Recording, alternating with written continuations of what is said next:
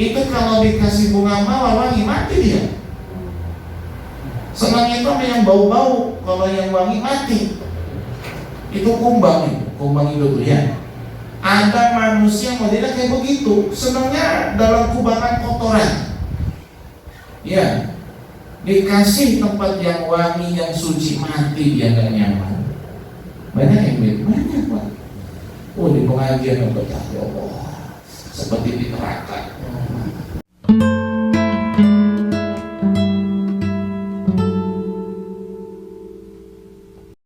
Assalamualaikum warahmatullahi wabarakatuh. Waalaikumsalam warahmatullahi wabarakatuh.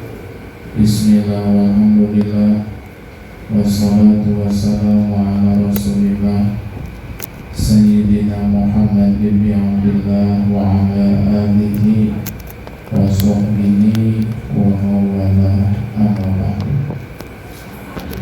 Nawaitu ta'aluma wa ta'lim wa tadhakura wa tadhkir wa naf'a wa intifa' wa nifadata wa istifadah wa mas'alata wa suki bi kitabillah wa sunnati rasulillahi sallallahu alaihi wasallam wa du'a ila huda wa dalalata ala khair ibtigu al-ilah wa mardatihi wa qurbihi wa sawabihi subhanahu wa ta'ala wa manawa bihi masyayikhuna wa ma'alimah subhanahu wa ta'ala min sulihin niyat. As'alullah subhanahu wa ta'ala ayyaj'alana wa iyyakum minal ulama'il amilin al-faizina bi'ilmil yaqin wa ilmil yaqin wa haqqil yaqin ma'rufin wal afiyah. Allahumma inna nas'aluka ilman nafi'an wa rizqan wasi'an amalan katsiran tayyiban mubarakan wa amalan mutaqabbalan salihan wa umran tawilan wa badanan sahihan wa daran salihan wa qawlan saliman wa syifaan min kulli da'in wa saqamin bi rahmatika ya arhamar rahimin. Allahumma inna nas'aluka al-ilma laduni wal mashruba safihan ya rahman ya rahim. Allahumma inna na'udzubika min 'ilmin la yanfa'u min qawlin la yakhsha wa min nafsin la tashba' wa min 'ilmin la tanfa'u min da'watin la yustajabu laha. Subhanaka la ilma lana illa ma 'allamtana innaka antal 'alimul hakim wa tub 'alaina innaka antat tawwabur rahim. Allahumma arzuqna fahman nabiyyin wa hilmil mursalin wa sur'ata ilhamil muqarrabin. Salli wa sallim ala sayyidina Muhammadin wa ala jami'il anbiya wal mursalin walhamdulillahi rabbil alamin.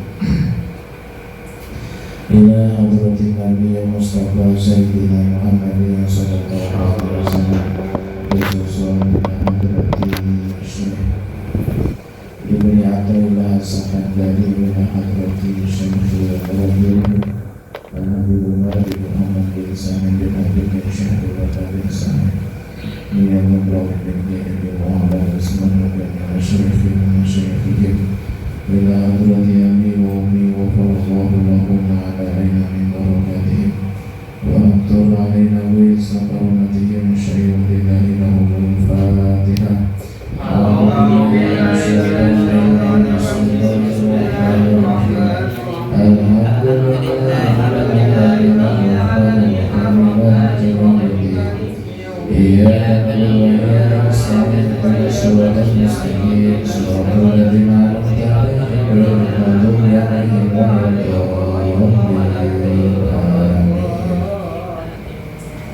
Hadirat kaum muslimat, hadirin kaum muslimin rahimakumullah. Alhamdulillah pada malam ini kita bisa bertemu kembali setelah 2 pekan kita tidak berjumpa dalam kajian malam Rabu karena saya harus mengantar orang tua saya berobat.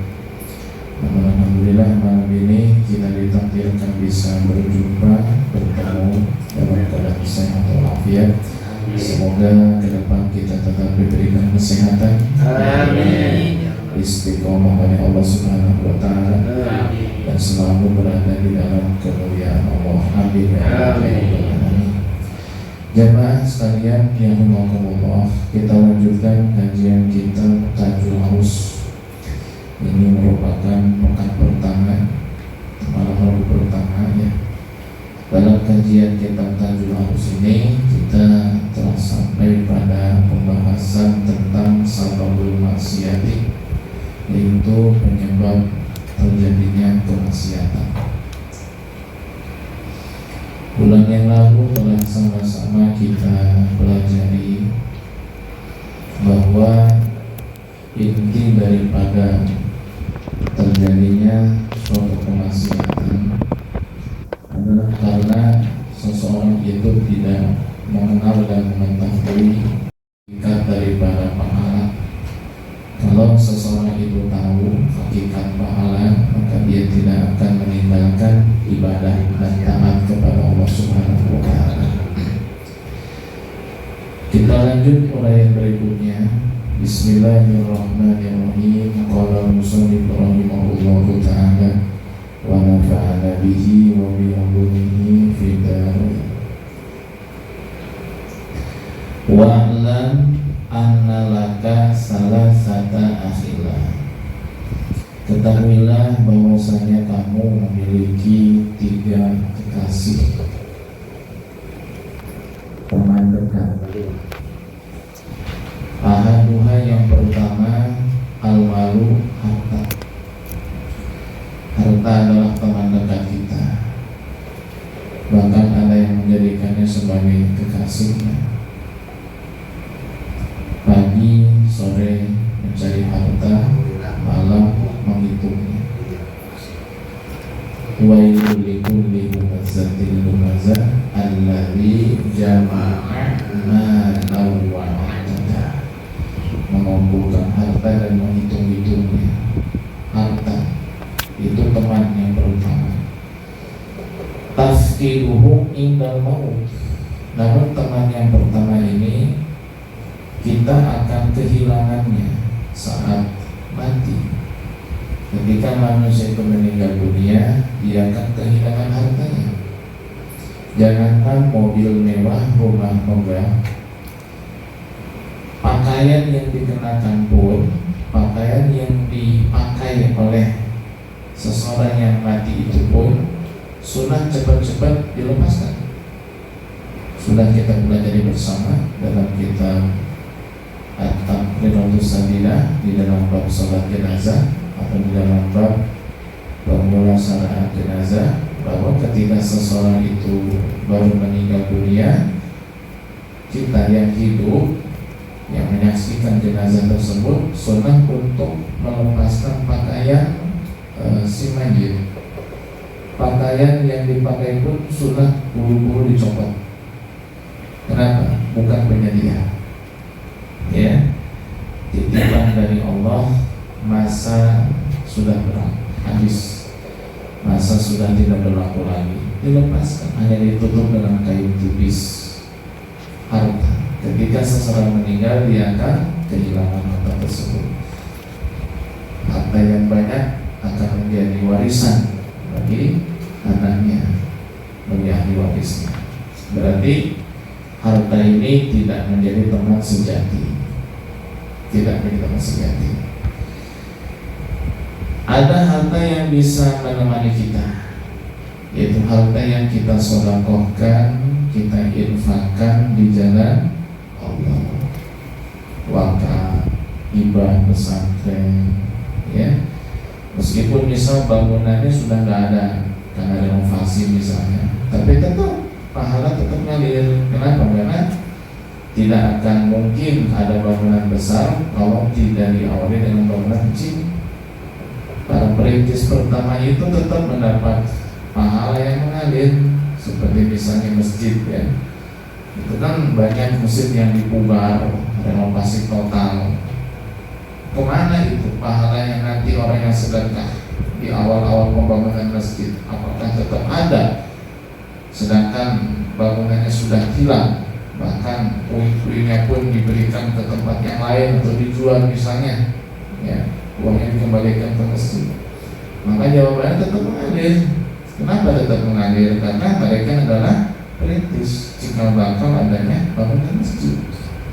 Ya kalau misal masjid boleh dipugar, bongkar, renovasi, harus tetap pada bangunan awal hanya ada kerusakan sedikit, perbaiki saja. Nah itu nggak bakal ada Masjid Nabawi mungkin yang bangunan seperti sekarang ini. Sedangkan di zaman Nabi itu bangunan Masjid Nabawi dindingnya dari tanah liat, tiangnya dari batang pohon kurma, sedangkan atapnya dari pelepah kurma. Apakah masih ada itu sekarang? Tidak ada. Tapi apakah pahala mereka yang dulu sedekah itu hilang? Enggak, tetap. Mungkin kalau untuk tanah ya dikembalikan pakai urugan. Tapi kalau untuk pelepah kurma kan seiring berjalannya waktu hilang, habis, lapuk. Tapi tetap dapat pahala terus mengalir ya. Nah itu harta yang membersamai kita nanti sampai di akhirat. Makanya ketika Nabi menyampaikan kepada kita tentang ketamakan dan kerakusan manusia, banyak manusia yang mengatakan mali, mali, mali, ini harta saya, ini punya saya, ini milik saya. Kata Nabi, wahai manusia, wahai ibnu Adam, bukankah harta kamu itu adalah makanan yang kamu makan kemudian jadi kotoran? Bukankah hartamu adalah pakaian yang kamu kenakan kemudian menjadi lapuk dan busa? Harta sejatimu adalah apa yang kamu infakkan dan sedekahkan. Itu harta sejati kita. Kita punya duit 10.000, yang 9.000 pakai makan, yang 1.000 sedekah. Mana harta kita sebetulnya? Yang 1.000 atau yang 9.000? 1.000. Yang 1.000, karena kita akan mendapatkan itu nanti di akhirat. Kalau yang 9.000 masuk mulut, keluar jadi apa? Air. Jadi kotoran. Ya, jadi kotoran. Yang pertama harta. Tafkiduhu indal maut. Kamu akan kehilangannya ketika mati. Watani yang kedua, kekasih atau teman dekat yang kedua adalah al-ba'iyal, keluarga, istri, anak, cucu, orang tua, paman, bibi, ponakan, sepupu, keluarga. Yatrukuna indal qabri. Mereka akan meninggalkanmu saat kamu dikubur. Saat seseorang itu wafat, sebelum dikubur tetap ditemani oleh keluarganya.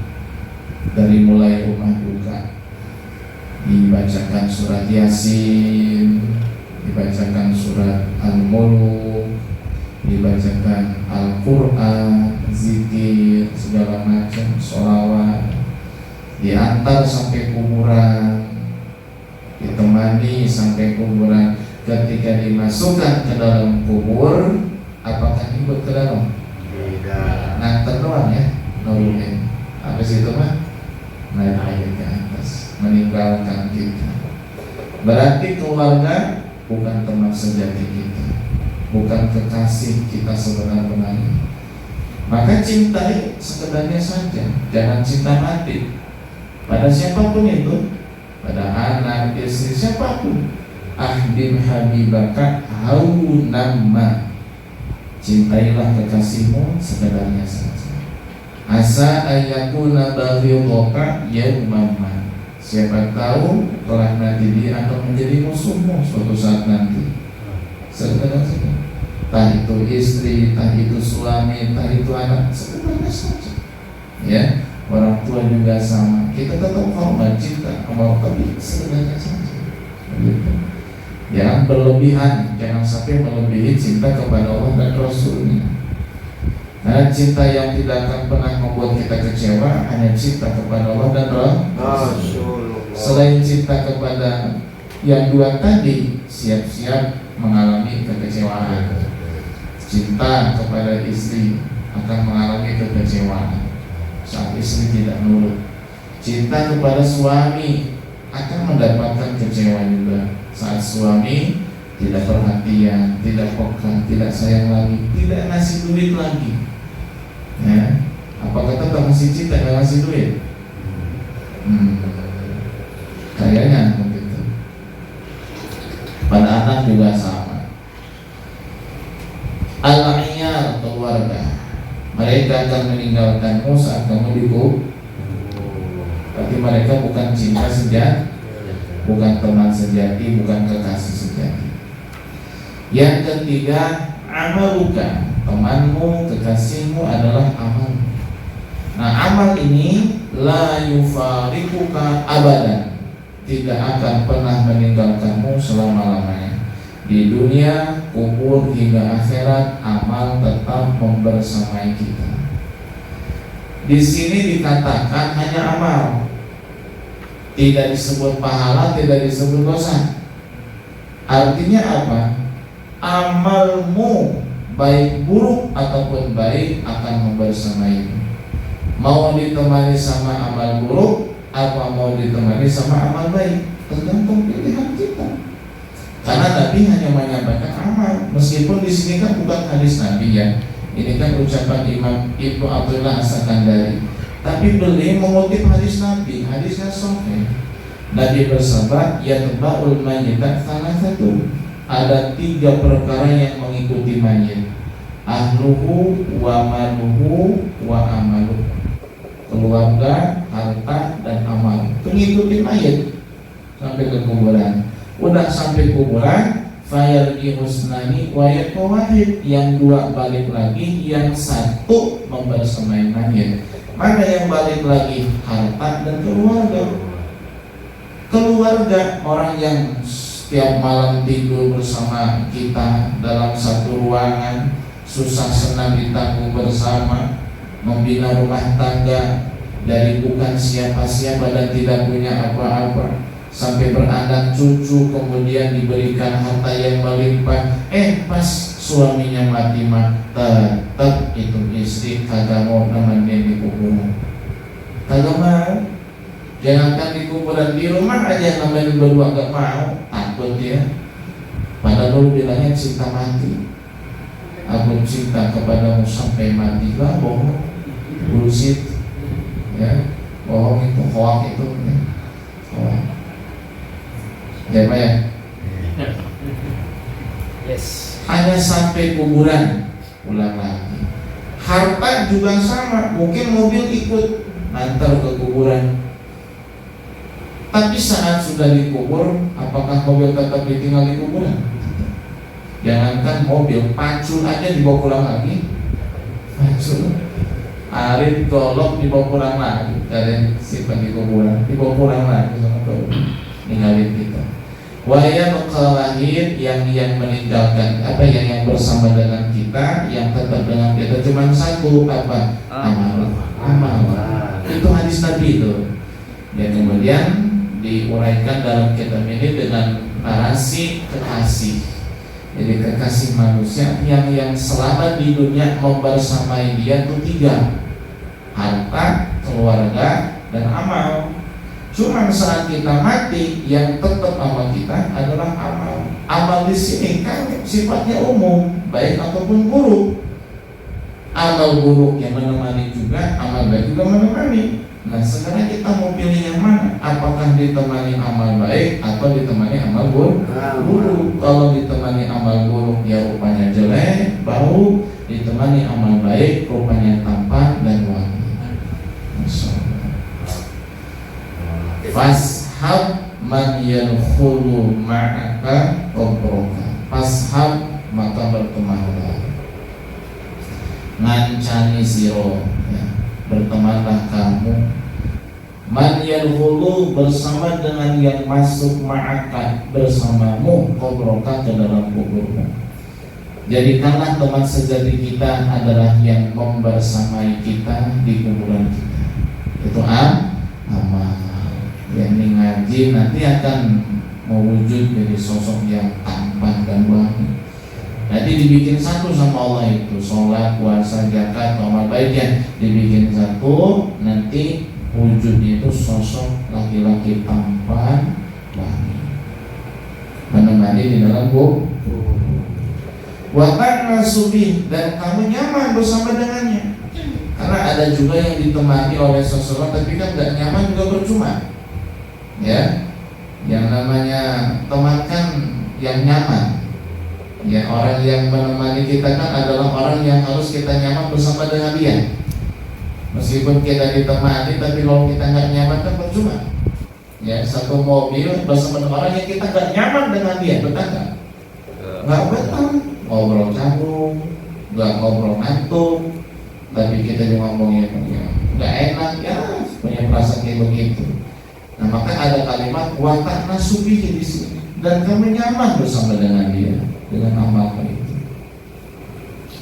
Fal aqilu, maka orang yang berakal, man aqala anillah, adalah orang yang ngerti tentang Allah, wa awamirihi, ngerti tentang perintah-perintah Allah, wa nawahihi, dan mengerti tentang larangan-larangan Allah Subhanahu wa ta'ala. Itulah yang disebut dengan aqil. Siapa itu aqil? Orang yang berakal, bukan yang jabatannya tinggi, bukan yang bikin gas langka, bukan, ya, bukan yang titelnya itu banyak, bukan yang pendidikannya selesai sampai S3 bahkan jadi profesor, bukan. Siapa orang yang berakal itu? Orang yang ngerti tentang Allah, orang yang paham tentang Allah, arif billah, orang yang makrifat, yang mengenal Allah Subhanahu wa ta'ala, dan mengetahui apa perintah Allah dan apa larangan-larangan Allah. Itulah orang yang berakal, meskipun tidak pernah makan bangku sekolah, meskipun karena keras bangku sekolah bagi makan, meskipun tidak pernah makan bangku sekolah, kalau dia makrifat kepada Allah, tahu perintah Allah, tahu larangan Allah, dialah orang yang berakal, meskipun jabatannya tinggi, meskipun pendidikannya setinggi langit, meskipun detailnya banyak, hartanya melimpah, tapi orang paham sopo pangerane, tidak paham siapa Tuhannya, tidak paham, gak ngerti siapa Allah, gak ngerti perintah Allah, gak ngerti larangan Allah, maka dia bukan orang yang berakal, dia adalah orang yang tidak berakal. Terserah pedas-pedas nih ngomong, ya. Dia mau gimana nih kalimatnya begitu, ya, kalimatnya begitu. Ini legitimasi dari Allah Subhanahu wa ta'ala. Ya, kalau legitimasi dari manusia mana asal punya jabatan yang dimuliakan begitu. Tapi ini legitimasi dari Allah Subhanahu wa ta'ala. Tuh disampaikan oleh ulama, tuh orang yang berakal, yang ma'rifat, paham tentang Allah, perintah Allah, larangan Allah, tuh orang yang berakal. Lain dari itu tidak berakal atau kurang berakal. Ya, kalau kata anak santri minha katanya setengah saking 100, ya. Asalnya 100 tapi ada setengah doang. Minha gitu, kayak kemarin itu ya debatnya itu Kang Walid itu ya, apa nelayan gitu. Dia kan menggunakan bahasa santri itu minha gitu. Nah, santri dia tuh bisa ngaji itu, makanya lantang ngomong. Jadi ya, nelayan di Banten mah yang kira nggak bisa ngaji, ya. Emang banyak yang nggak bisa ngaji juga. Nggak berdetail ya. Ya, tapi jangan dikira banyak yang santri juga itu banyak. Ya, pedagang-pedagang di pasar itu banyak tuh yang bisa ngaji Banten.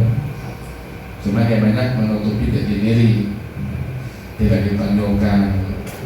Kata orang Sunda keancur-ancuran, tidak menonjolkan jati diri.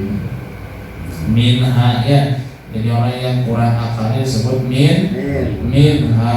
Apa minha? Setengah saking 100. Setengah dari 100 berapa? 50 berarti akal. Separuh. Ya masih sopan daripada nggak berakal sampai sekarang. Ada mana tapi separuh doang akal. Mithaluka kaljubli, perumpamaan kamu itu bagaikan kubang, ya'isu firausi, yang hidup pada kotoran binatang, wal adirati, dan tai. Adirah itu kotoran manusia. Kalau Raus itu kotoran binatang. Perumpamaan kamu itu yang bagaikan kumbang yang hidup pada kotoran. Wa idza quriba ilaihil wardu, jika bunga mawar didekatkan kepada kumbang itu, mata min rohiyati, dia akan mati karena wanginya bunga mawar. Ada sejenis kumbang, ini kumbang hidupnya di kotoran. Kumbang apa namanya itu? Bambu. Ini itu Bambu. apa namanya ya? Beetle.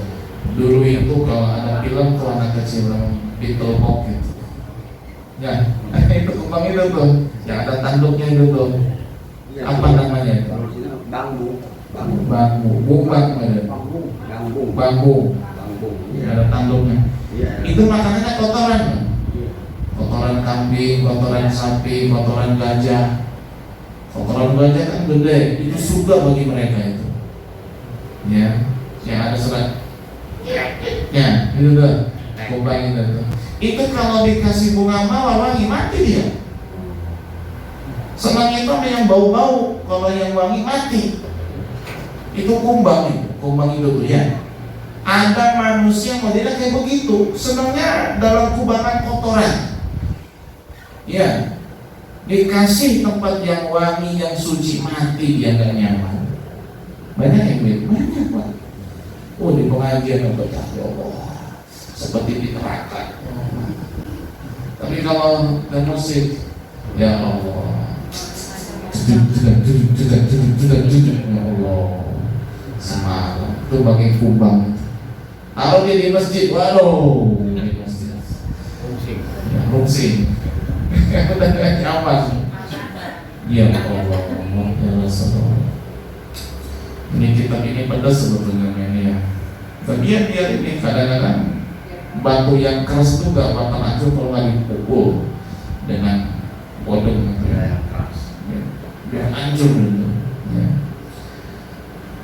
Perumpamaan kamu tuh bagaikan kumbang yang hidup di kotoran. Jika didekatkan bunga mawar, dia akan mati karena wanginya bunga mawar. Faminan nasi man huwa ju'liyul himmah.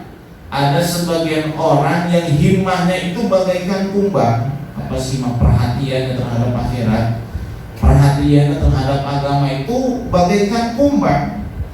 Farosyul akli, yang akalnya bagaikan kupu-kupu. Maksudnya Fa'inal firosa, perhatikan namanya kupu-kupu, la yazalu yarmi nafsahu finnar, dia tidak akan pernah berhenti melemparkan tubuhnya ke dalam api hatta tahriqah, hingga terbakar. Kupu-kupu kan cari yang terang-terang, kayak pararot kan, dia nggak tahu yang terang itu ternyata ada membakar dia, api. Ada orang kayak begitu tuh, ya. Pakadzalika anta tarmi nafsaka finnari ma'asyati amdan, begitu juga kamu tidak berhenti terus melemparkan dirimu ke dalam api kemaksiatan secara sengaja. Kayak begitu, udah tahu kotoran disamperin terus jadi makan, udah tahu api disamperin terbakar, ya kayak manusia yang maksiat terus maksiat, kan hakikatnya neraka Pak. Hakikat maksiat adalah neraka. Makanya dulu pernah ada seorang santri, ketika dia mau bermaksiat, dia nyalakan api, dia bakar telunjuknya, sakit, tidak jadi maksiat, kosong, telunjuknya terbakar. Ada lagi hasrat mau bermaksiat, dia nyalakan api lagi, dia bakar nih jarinya, sakit, nggak jadi maksiat, sampai 10 jarinya itu ada luka bakar, ada luka bakar. Dilihat sama gurunya, kenapa jari kamu ada luka bakar? Dia cerita, wahai guru, setiap aku ada hasrat ingin bermaksiat, aku membakar jariku. Setelah aku rasakan panasnya api, aku urungkan niatku untuk bermaksiat. Kenapa? Karena maksiat hakikatnya adalah api. Api. Butuh duit biasanya nih, ya nggak butuh amat, bukan kebutuhan, keinginan. Ada yang nawarin pinjaman tanpa agunan, pinjaman tanpa gadai, tanpa bunga misalnya. Aduh, ambil jangan ya. Tapi di total mah ada kelebihannya, riba berarti itu. Bu ambil jangan nih. Ngapain bingung? Ambil korek aja dah coba. Ambil korek, bakar dikit kelendung. Panas kan? Panas, itulah api neraka. Maksiat itu hakikatnya api. Makanya kalau kita mau bermaksiat, maksiat kan nggak cuma berzina, maksiat kan nggak cuma berbohong. Maksiat ya seperti tadi riba maksiat, ya korupsi, mencuri maksiat, mengambil hak orang lain juga maksiat. Saat kita ada hasrat mau maksiat apapun, cobalah bakar dikit, coba. Udah kerasa panas, ya Allah, ini dunia bagi akhirat berarti gitu.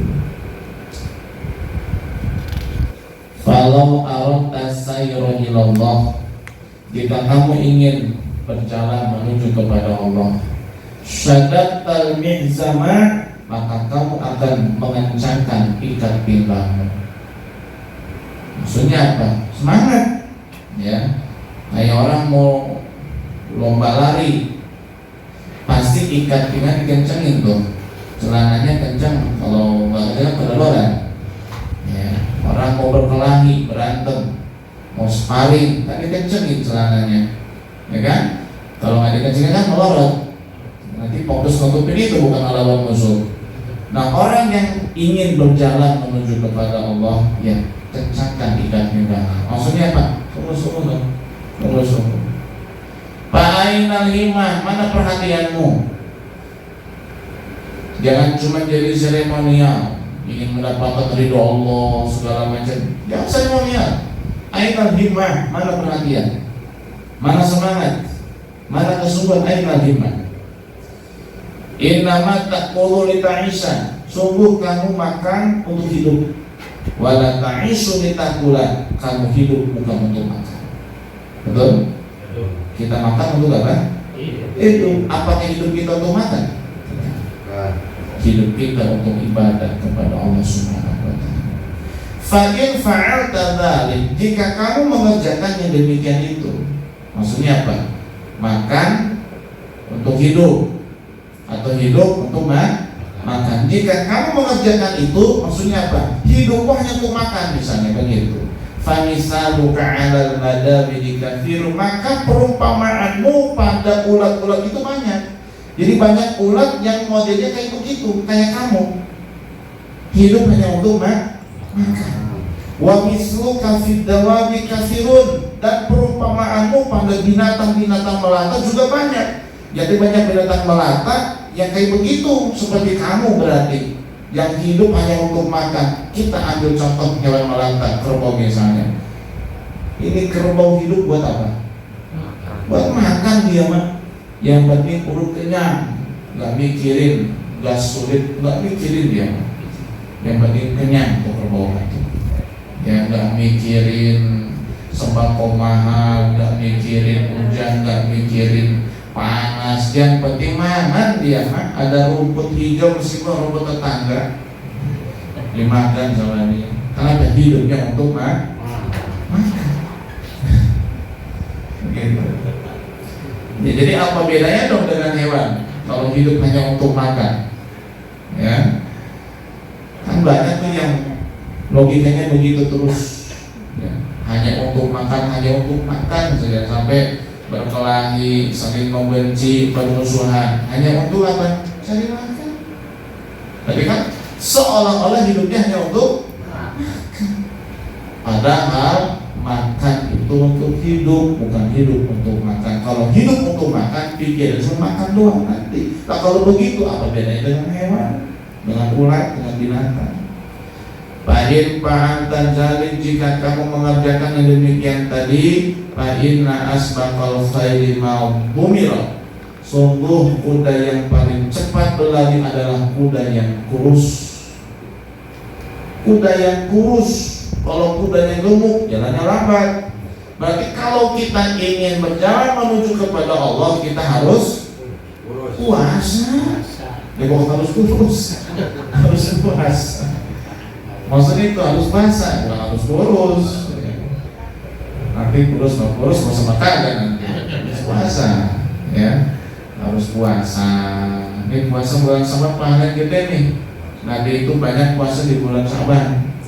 Tapi perhatian ya, sekedar mengingatkan saja, meskipun sudah kita pelajari bersama-sama dalam bahasan tentang puasa dalam kitab fikih ya, bahwa kalau sudah tanggal 16 Syaban, nah itu haram melakukan puasa sunnah, nggak boleh.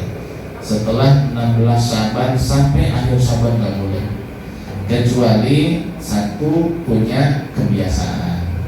Contoh kebiasaan puasa Senin Kamis, boleh apa lanjut terus meskipun sudah lewat tanggal 16 boleh. Atau yang kedua, puasa sunnahnya disambung dari tanggal 15. Tanggal 15 Syaban puasa, tanggal 16 ya boleh mas, terus boleh. Batal sehari jangan lanjut, begitu. Nah yang ketiga, puasa wajib nggak boleh. Contoh pokok bagi perempuan yang punya hutang puasa Ramadan tahun kemarin, sekarang belum sempat pokok, ternyata masih head, ternyata headnya suci itu 10 hari sebelum Ramadan, berarti sudah lewat tanggal 16. Apakah tetap harus kodok? Tetap haram, bukan haram lagi, wajib. Ya, kenapa waktunya mepet? Ya ditunda lagi. Nah selain daripada itu tidak boleh puasa setelah tanggal 16 bulan Sya'ban. Nabi bersabda, "Jika tasoba Sya'banu fala tasumu." Jika Sya'ban sudah mencapai pertengahannya, maka janganlah kamu berpuasa. Kalau tetap maksain puasa, ya dosa, ya tidak sah puasanya. Kecuali tadi ya, puasa apa yang sudah menjadi kebiasaan. Yang kedua disambung ke tanggal 15. Yang ketiga puasa wajib. Contohnya qadha itu mengapa? Mantap ya. Taqulu hadilaita. Kadang-kadang kamu berkata, pada malam ini uqallilul akla, saya akan mengurangi makan saya. Kenapa? Karena saya pengen berjalan menuju kepada Allah, pengen fokus ibadah, saya akan mengurangi makan saya. Faidah hadarat ta'amuna, tapi ketika hidangan sudah datang, maka annahu habibun mubalikun, makanan itu bagaikan kekasih yang sudah lama tidak bertemu. Gimana tuh makannya tuh? Bapak dilahap, ngomongnya apa? Saya berkomitmen akan mengurangi makan. Udah disuguhi, masya Allah, kayak kekasih yang gak pernah bertemu, kayak pacar yang jarang ketemu, sekali ketemu, masya Allah. Kapok mang. Diberi, ya Allah. Ini kadang-kadang kita munafik begitu, munafik. Nah, wa man lam yuridillahu sholaha, barang siapa yang Allah tidak menghendaki kebaikan padanya, ta'ibat bihil aqawilu, dia akan dibikin capek oleh ucapan-ucapannya sendiri. Ini orang ngomongnya mah begitu baik, saya akan ini, saya bakal saya tobat, saya menyesal, saya berusaha menjadi lebih baik, saya harus menjadi lebih istimewa, saya tidak akan melakukan kebiasaan yang buruk lagi, saya. Ternyata dia orang Allah tidak menghendaki jadi orang baik, maka dia akan dibikin capek, dibikin letih, dibikin payah oleh omongannya sendiri. Kenapa? Kagak ada buktinya. Iya. Jadi gak usah banyak omong kita kan. Kalau memang saya harus jadi orang baik, harus begini, gak usah ngomong, komitmen dalam hati kerjakan. Ini mah siap Ustaz, pokoknya saya harus jadi lebih baik. Nah, besoknya bukono lagi. Itu berarti tidak dikehendaki baik oleh Allah. Ya kembali kepada kehendak Allah berarti ya. Makanya kan sudah kita bahas dalam kitab ini juga ya. Permintaan yang paling agung adalah apa? Minta biar apa? Biar apa? Dikasih maslahat, ya, diperbaiki kehidupan kita. Minta maslahat itu permintaan yang paling agung kan? Sudah kita bahas ya. Mu'dhamus su'al minallah ya. Permintaan yang agung, yang paling dahsyat, yang paling besar kepada Allah adalah minta apa? Minta agar kita diperbaiki oleh Allah segala urusan kita. Dalam roti padat ada tuh ya. Aslahallahu muslimin sarrafallahu syarral mu'min. Aslahallahu umural muslimin sarrafallahu syarral mu'min. Aslahallahu umural muslimin sarrafallahu syarral mu'min. Semoga Allah memperbaiki urusan orang-orang yang beriman, dan semoga Allah menolak, menjauhkan, menghapus, menghilangkan keburukan orang-orang yang jahat. Doa yang pertama tadi, aslahallahu umural muslimin, itu doa yang paling agung. Minta agar diperbaiki hidup kita, diperbaiki rezeki kita, diperbaiki keturunan kita. Ya kita kan tahu sendiri kita ini siapa, banyak dosa kan, banyak aib, banyak cacat, banyak salah. Tapi kan kita nggak pengen anak itu sama dengan kita, kan nggak mau kita. Maka minta ya Allah, perbaiki keturunan saya, baik perbaiki akhlaknya, perbaiki juga wajahnya. Taman bapaknya kurang pati ganteng, anaknya mah ya baru ganteng, kita perbaiki sama Allah. Maka ada istilah memperbaiki keturunan. Dengan cara apa tuh? Bukan yang jelek dengan yang cantik, bukan ya. Memperbaiki keturunan dengan minta kepada Allah Subhanahu wa ta'ala. Aslahallahu umurul muslimin sarrafallahu syarral mu'min. Ratib apa? Tadi bisa tidak? Enggak. Enggak baca ratib tadi. Baca wirid sakron. Sakron. Ya, saya baca lagi makanya kita setengah 9 kesuwen ya tentunya. Maaf ya. Kira baca ratib dulu, kan kalau baca setengah jam kan ya ratib sama jam sakron. Biasanya kan setengah 8 lewat ya. Ternyata baca wirid sakron dulu. Alhamdulillah. Qala Allah Ta'ala, Allah Subhanahu wa ta'ala berfirman, wa man yuridillahu fitnatahu falan tamlika lahu minallahi syai'a. Ya artinya barang siapa yang Allah menghendaki suatu fitnah padanya, maka kamu sekali-kali tidak akan mampu berbuat apapun untuknya dari Allah. Tidak mampu menolong, membela, melindungi. Kenapa? Orang itu sudah dikehendaki dapat fitnah dari Allah, dapat cobaan musibah dari Allah. Siapapun yang akan menghalangi, orang bisa, nggak bisa. Falan tamlikalahu minallahi syai'a. Kamu tidak memiliki dia sedikit pun dari Allah Subhanahu wa ta'ala, tidak berkuasa sedikit pun atasnya dari Allah. Kenapa? Orang itu sudah dikehendaki musibah, fitnah, cobaan dari Allah Subhanahu wa ta'ala. Makanya ngeri kalau ingin ke situ mah. Kenapa ngeri? Karena kan sifatnya gaib. Siapa manusia yang ternyata Allah menghendaki keburukan padanya? Siapa orang yang ternyata Allah berkehendak dia tidak akan menjadi baik selama-lamanya? Kan kita nggak tahu. Kayak Abu Jahal itu termasuk orang yang memang Allah berkehendak akan mati kafir, jahat selama-lamanya. Abu Jahal itu udah kehendak Allah. Makanya jangan ulama kecil sekelas Nabi Muhammad nggak bisa ngasih hidayah kepada Abu Jahal. Kenapa? Allah berkehendak Abu Jahal jadi orang jahat. Maka tadi disampaikan tadi ya, orang yang memang Allah tidak menghendaki kebaikan padanya, maka dia hanya akan dibikin capek, letih dan payah oleh omongannya sendiri. Gitu.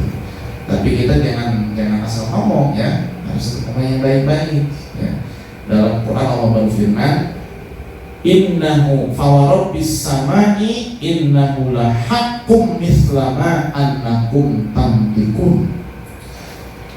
Demi Tuhan langit, Allah Subhanahu wa ta'ala, sesungguhnya rezeki itu hak sebagaimana seperti apa kamu berbicara.